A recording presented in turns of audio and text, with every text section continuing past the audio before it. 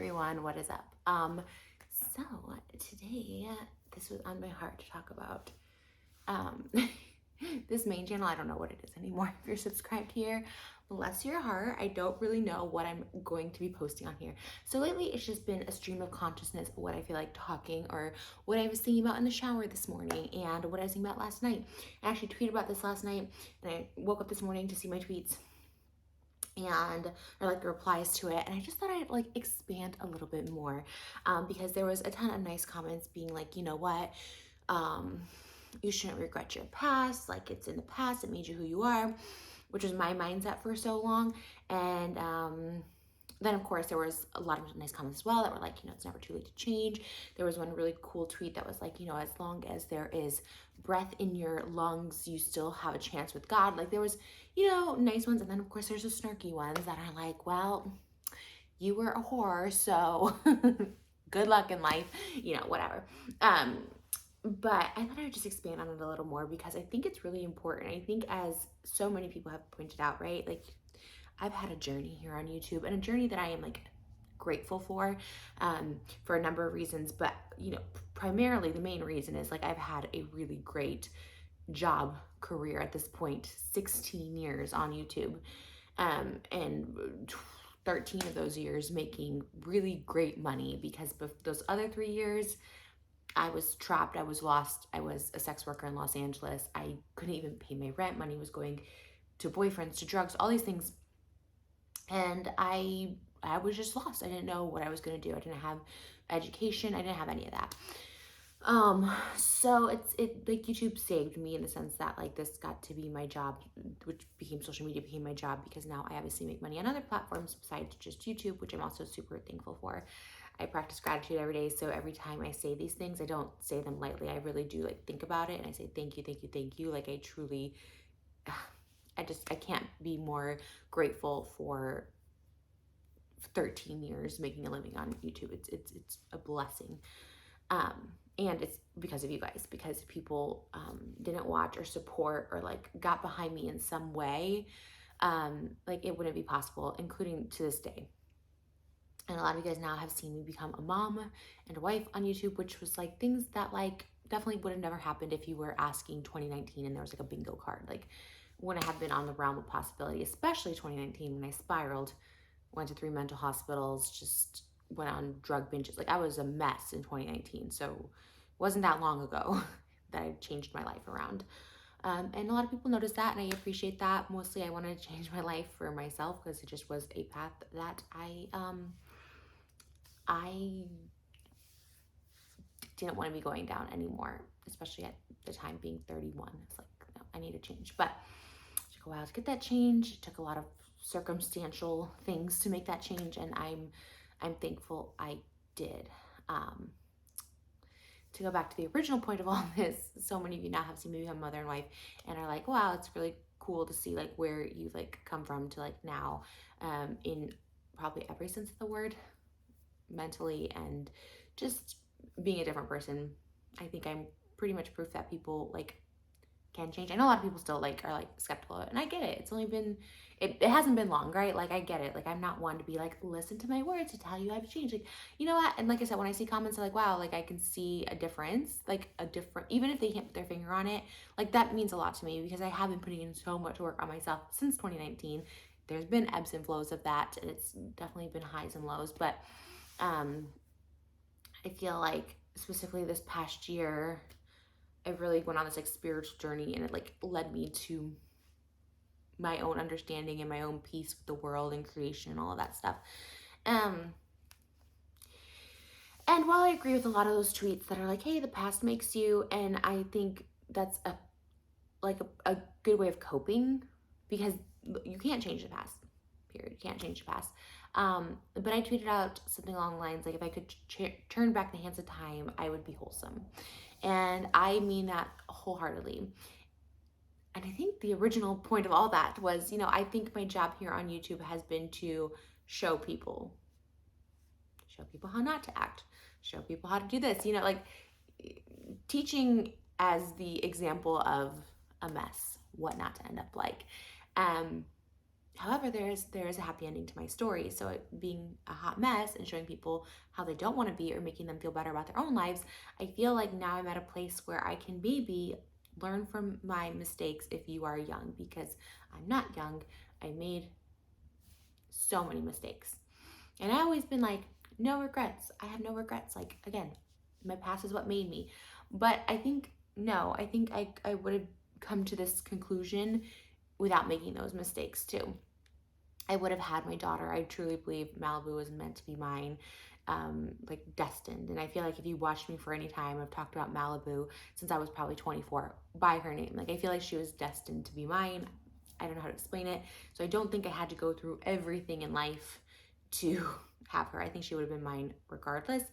And I would have met my husband regardless. That's just my beliefs right now. They could change because why? I'm a human. And humans by nature are just walking contradictions because they change their mind, they change and grow and evolve. So having said that, I'm online and I'm online for a reason. And I feel like I've helped people.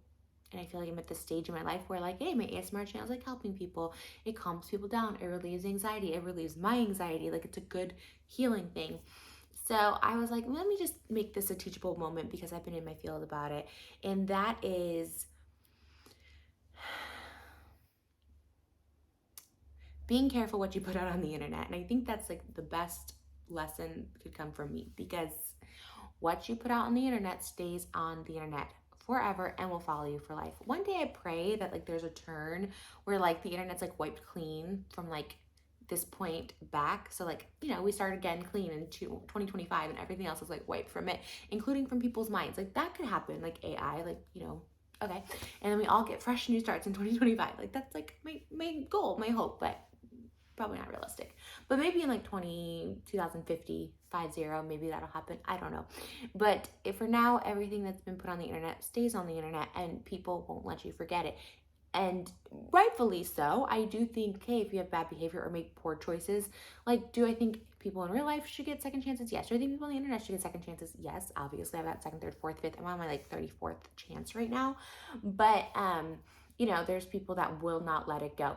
And I get that too, right? Like if you're really hurt by someone, like a friendship or a relationship, like that could end the relationship, friendship, and therefore you'll never fully let that go. Like, if that makes sense. Like you're like, no, I'm cutting off this friendship because I just cannot forgive you for what you've done. And I get that with me and other people online. You do something horrendous, it leaves a bad taste in your mouth. You don't want anything to do with the person. Some people go very extreme. In my case, I have hate, but then I found this like, you know what, I don't want to talk about. I found it actually like a support. I have like a really hateful group of people that hate me. And then I found like a really good group of people. I don't really like engage too much with either. I don't really engage much with either because I don't think it's really healthy to like read about yourself, good or bad. But I found a group of people that were like really supportive and like understood, you know, me and stuff. And I was like, oh, that's really cool. But there's a lot of hate. And like it goes a little extreme, right? Like, okay, I get it. You hate me for something I said in 2010. Like, I get it. Like, I get it. You don't think I've changed. That's totally your opinion. You're right. But like, you need to like ruin my life. And trust me, a lot of people want to ruin my life, and still to this day, and including like people around me and stuff like that. And I don't buy into the mindset of like, oh, well, people hate you, so you just shouldn't share your life online. It's like, no, like people should just not maliciously hate people that have nothing to do with anything that I did in 2010, if that makes sense. I don't know.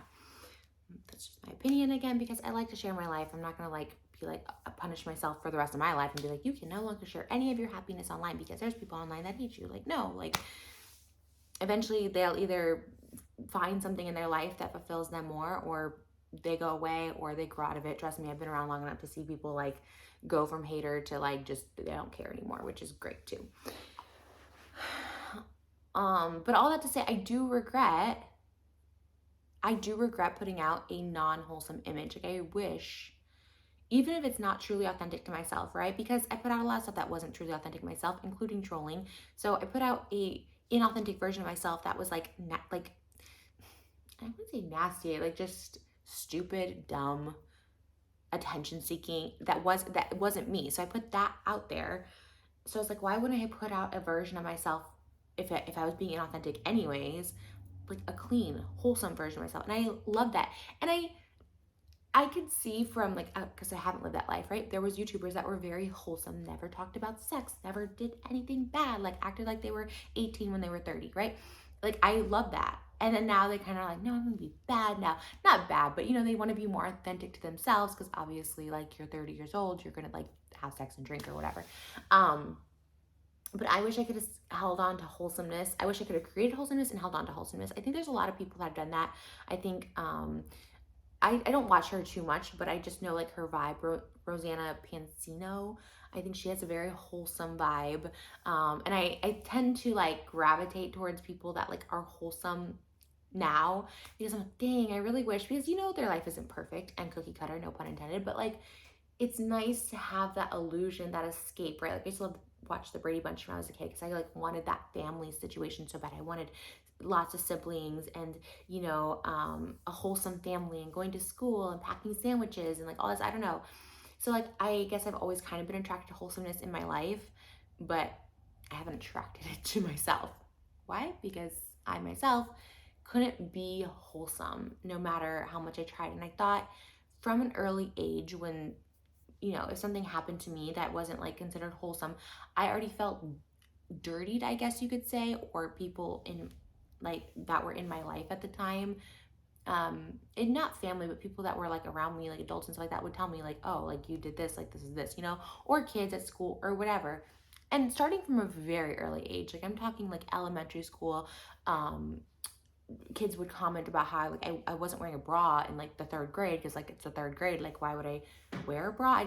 They had like training bras and stuff, but like I ended up getting one because kids were making fun of me because they saw my nipples through my shirt or whatever. And I remember like just people like people in a position of like power being like pulling me aside and trying to tell me like, hey, you need to wear a bra, I guess, but like instead of saying it that way or telling my parents or something like that, they were just like, you're giving boys like the wrong idea, like from an early age, you know what I mean? Like boys are gonna look at you and think this and this, and it was just like, I think from like that and just other experiences in my life, like I just already thought that I was like dirtied and like not wholesome, and I was no longer like, I could no longer be like, you know what I mean? Like I wouldn't be worthy of like anyone's respect, I guess. Boys, girls, everything, you know what I mean? So I don't know. I think I had that in my head from early on, right? And I think we also see that in just media, especially when I was a kid. Like there was a ton of like slut shaming and stuff like that. And not even for just having sex. Like again, I got my period early, and I remember having to talk about that with an educator, female, and being like, like her telling me like if I was pregnant right now, like I'm gonna be outcasted and shunned, and my parents would send me like just like stuff like that, so it's like in your head like, well, you're the first to get your period, so that means you're the first to get pregnant, and if you're the first to get pregnant in your class, this and it's just like already projecting that stuff on me, which is probably why to this day I don't like when people project stuff on me in the medical sense like that, because it's like, why are you putting that on me? Nothing has even happened yet. So I think I was already in my head from like an early age, like that's who I am. I developed quicker. I'm attracted to a certain, like an older guy. Like this is where I'm going with it. Like this is my life now. I'm gonna be just that person. And it obviously went in as an adult, like 18 years old. I'm starting stripping. I'm starting to date guys that are like in their 40s and 50s and stuff like that. And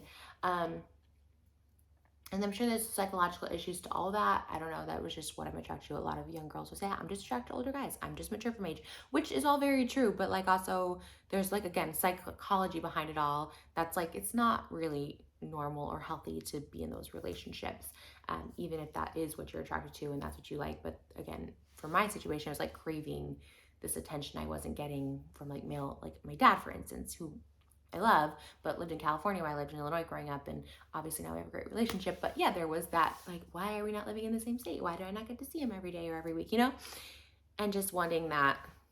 Anyways, that's a whole other thing. But so then, I portrayed this very over-the-top sexy image that I learned from, of course, media, like Howard Stern. I would see Jenna Jameson on there, Pamela Anderson, and I was like, wow, they get attention from all these guys, and they're getting attention this way. Or Anna Nicole got attention from marrying a guy that was 80. Like, I was like, those were the people, and not on them, because now the more I learn about Marilyn, Anna, Pam, all the people I idolized, like they were sexualized, but not necessarily by choice. And the way they would present their sexuality was really empowering, but the way the media tried to like take it and spin it was really disgusting. But I was going with how the media was spinning it because I thought that's the attention, but that's not how they were portraying it, and they were ultimately screwed over. But again, not by their choices, by the way they dressed or looked. I think that was totally empowering. It was, you know, tabloids and media and even like talk show hosts and stuff. They were like drama channels back in the 90s, I guess, just like adding to the meanness of it all. But so I decided early on that was what I was going to be. I was always a stripper, so I was like, I'm going to just own this. You know, this is my identity. So obviously online, I talked about being a stripper, and people perceive that as being really open. And I think at the time, I rationalized it as, hey, if I air out all my skeletons, like no one can like use it against me. That's what I was like thinking. But in reality, I was like, would people use it against me? Maybe, you know, because it was like, would I have a chance at being wholesome if someone came out and said like, I saw you working at this club or something, like, you know, maybe, excuse me, maybe that was like a thought in my head. But ultimately, I think I wanted to just be completely out there and like vulgar and present myself that way, because a lot of my early videos too were just overly sexual and sexualizing myself. Again, I think there's an empowerment. I still work a little bit in the sex industry with my OF, so I think there's empowerment to your body and all that stuff like that, and showing it, like, you know, so I don't say it like that. Like, if you're working in the industry and you can own it and it, you know, like accept it and like you like it because that's what you like, great. But I didn't like it. And again, I liked my OF, but now being a mom, I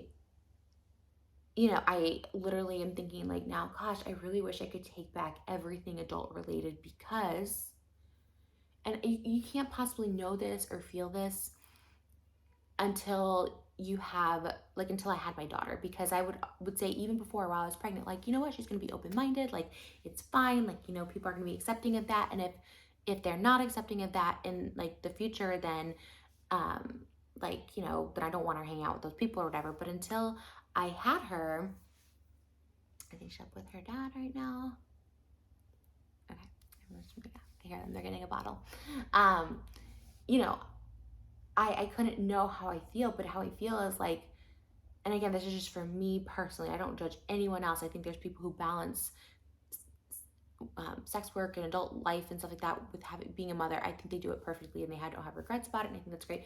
But I do have regrets because I don't want my daughter looking at me through the lens that I looked at Pamela Anderson or Anna Nicole, right? Like, obviously I wasn't raised by them, so it's a little bit different. Like, she's gonna know me and stuff, but and the media being me, how I twisted my sexuality and projected like this overtly sexual image.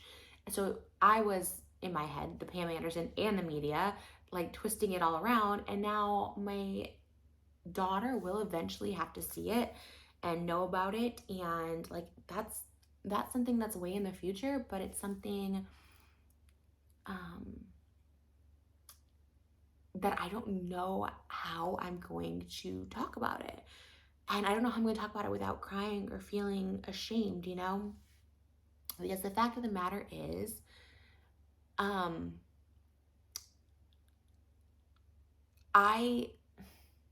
ashamed is the wrong word, because I wasn't ashamed doing most of that stuff. I wasn't ashamed of it. I was okay with it.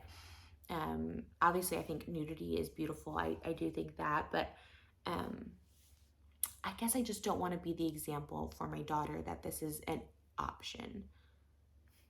And I know that sounds harsh maybe to other people, and I don't want anyone to feel bad about what they do, but I just,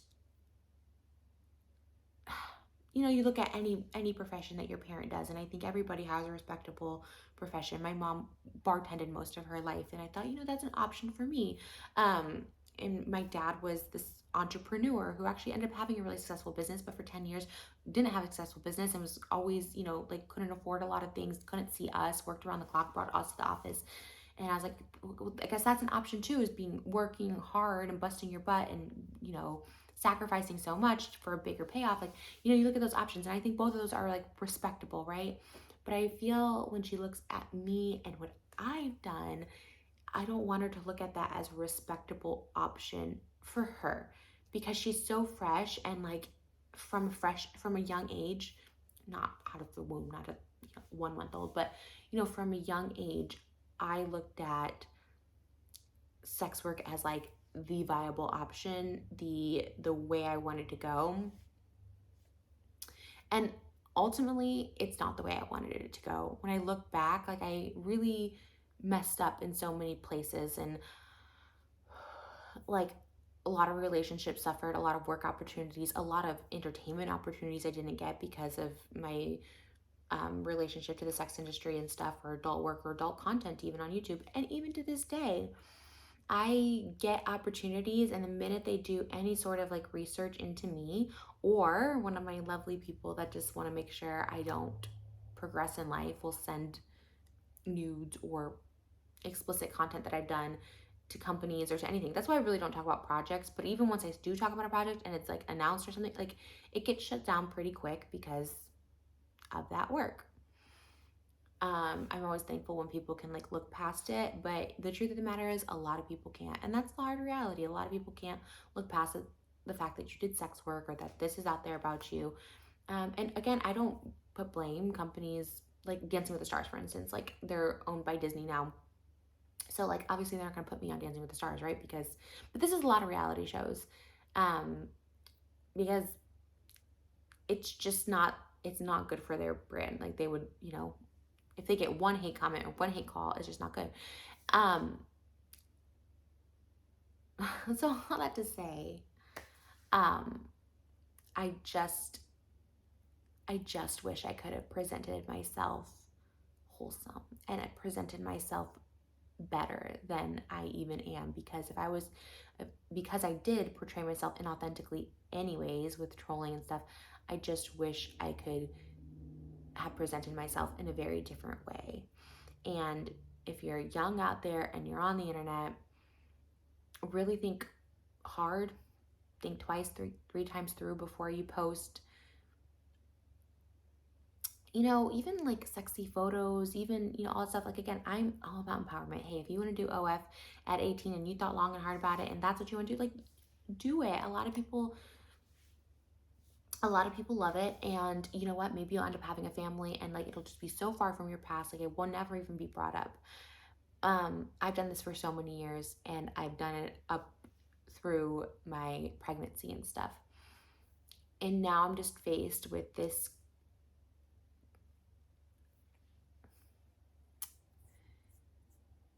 like, how am I gonna explain this to my daughter, and how am I gonna explain, don't do this, you know what I mean?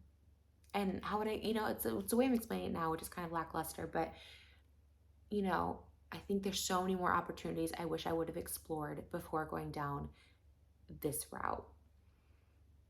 And I think starting too early, stripping at 18 and stuff, and doing nude photos and stuff like that at an early age, just set me up to be like, well, it's already out there, I've already done it, so let's just keep going. Now, it wasn't until I was like 30 till I was like, oh, let me do this route. Because to me, again, this was 2019 when I started. To me, I thought, well, you know, this was after coming out of mental hospital, out of, you know, figuring out my mental illness and all this stuff, getting off drugs, all this stuff like that, where I was like, well, I have nothing else going for me right now. This is the next step in my career path ultimately. And guess what? People have projected that on me, that I'd be doing, you know, porn or whatever by the time I was 30, and that was it, and nobody would care. And that's how I felt. But you know, I ended up finding this whole other venue, and again, it was fun, and I had a good time. So it's not that I regretted it. And ultimately, I found a guy that like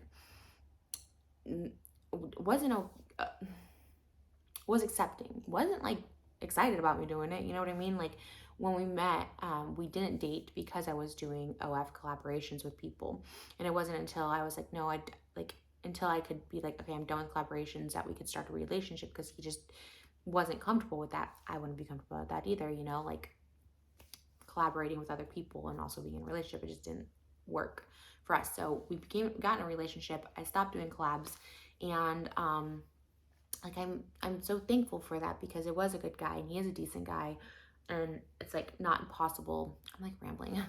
It's not impossible to find like a decent guy who's like accepting. And some guys are very enthusiastic. They'll encourage it. They'll be a part of it. They'll, and I think that's great too when you can find a partner that does that. But I don't know. There's something in me that once I had her, or now that I've had her now a month, I'm just like, God, the world is hers, right? The world is hers. And I see her, and she is so bright already and so smart and beautiful and just pure. And when do we lose that purity? When do we lose that pureness? Do we get jaded by the world, by work, by bullies, by friendships gone wrong, by ourselves, by our own minds? Like, where do we get jaded? Where do we get sidetracked? And I just want her to know, like, how worthy she is, no matter what her life choices are. I don't think going through puberty early is like this like dark mark you should have to carry with you forever, or having sex early is a dark mark you should wear.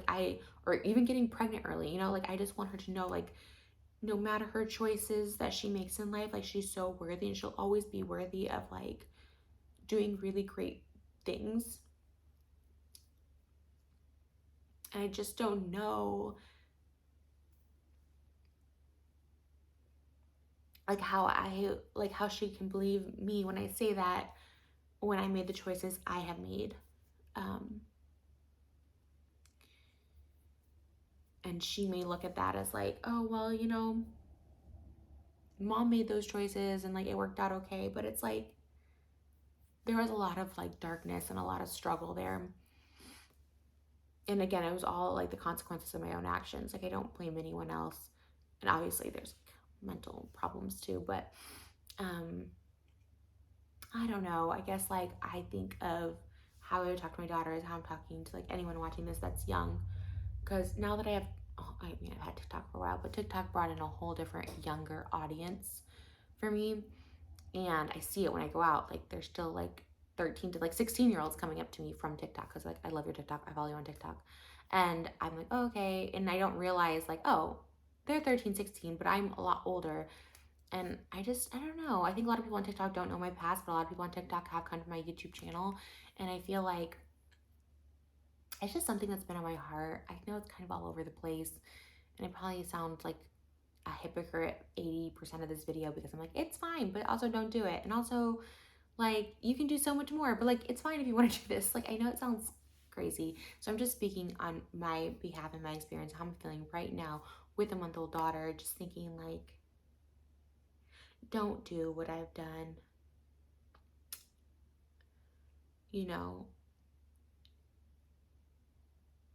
Don't, I don't know.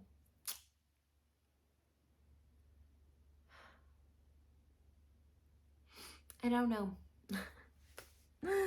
All this kind of all over the place, but and you know what? The bottom line is this: you can't turn back time, right? So I say all this just as like, I'm someone who's become a mom and has like instant regret of things I put out in the past. And I'm not talking about just adult content, but just anything adult related.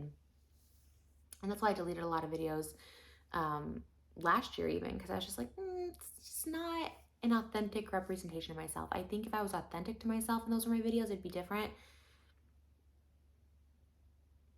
But I thought being hypersexual was like the only way to get attention, and it's not.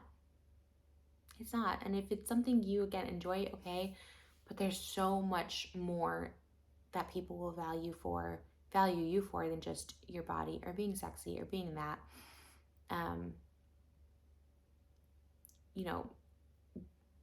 Owning your sexuality, if you're male, female, or non-binary, like, is a beautiful thing. And a body's nothing to be ashamed of at all.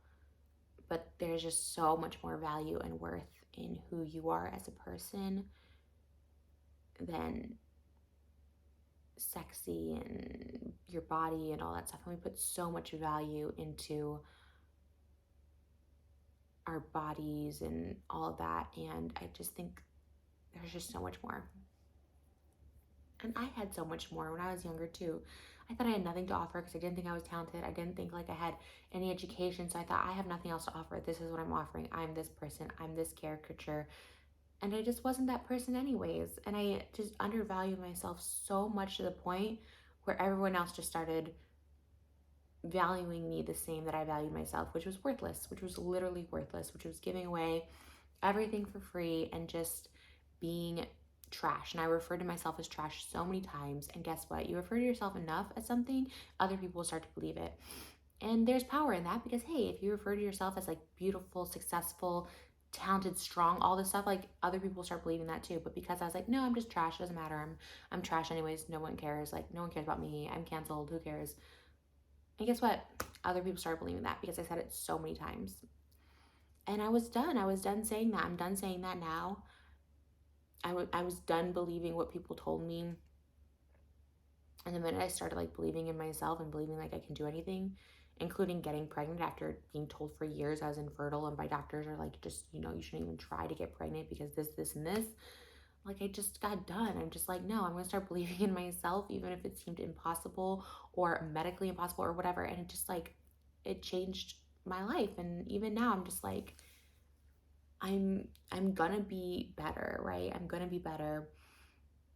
I've been better. And even fighting my mental illness, which is borderline, which has no cure, no medication, like I've really combated it. It's always gonna be there, but like every day I wake up and choose, this is not gonna affect me today. This is not gonna like control me. Like I have control over myself and over my mental illness, and we are gonna get through it with peace and with kindness and compassion for myself first, and then everyone else in my life.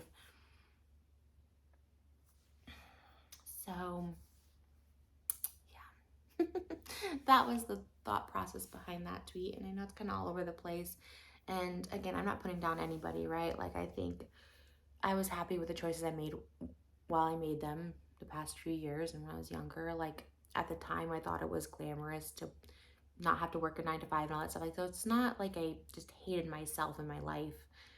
I just regret those choices now, today.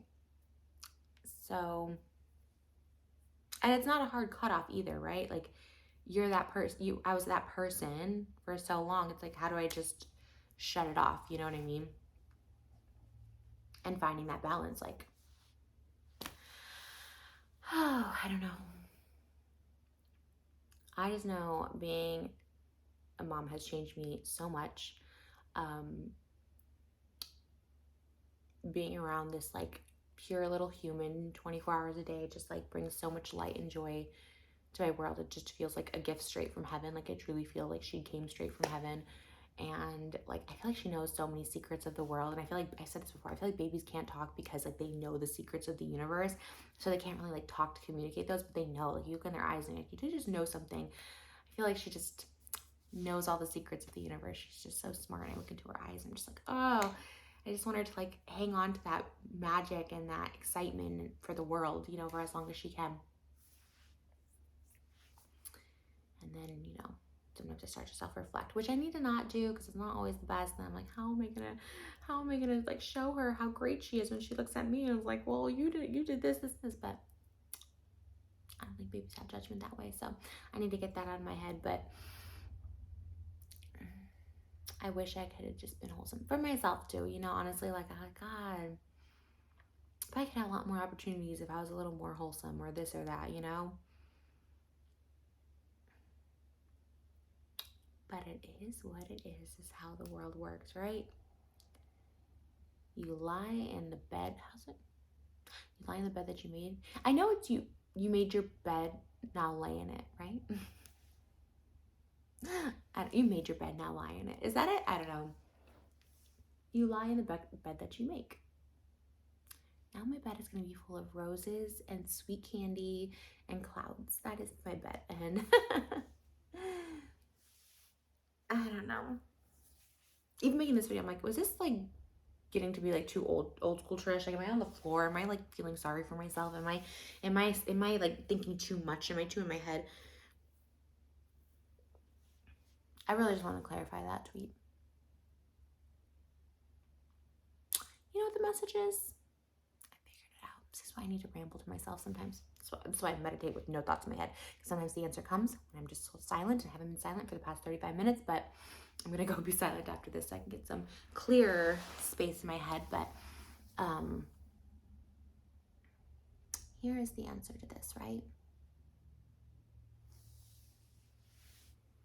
If you are still fresh to the world, you know, think about how you want to portray yourself.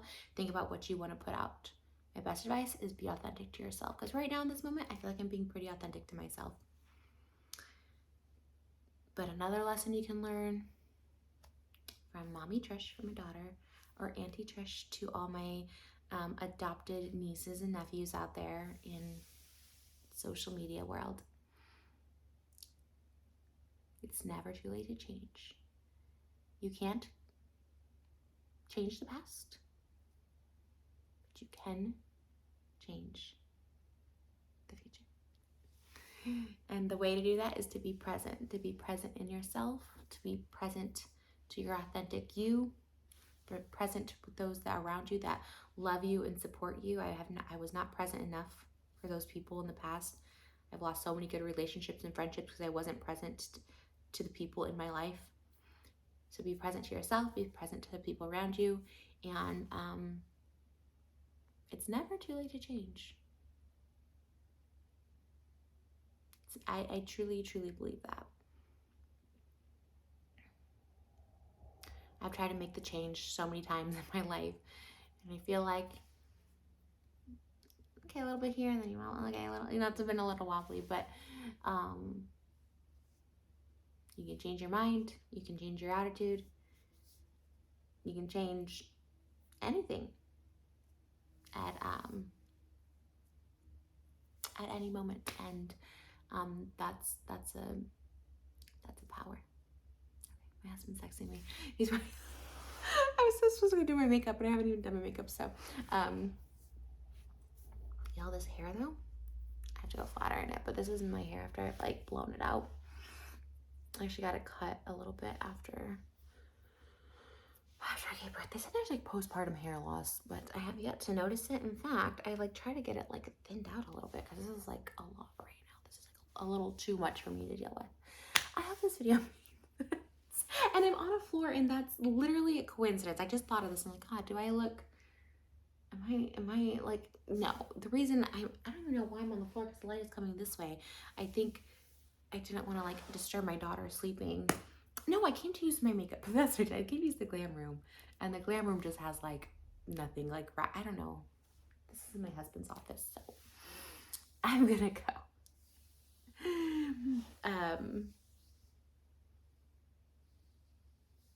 I don't know. Think before you post, but also, hey, everyone makes mistakes, and that's called being a human, and it's never too late to change. And yeah, that's it. All right, bye guys.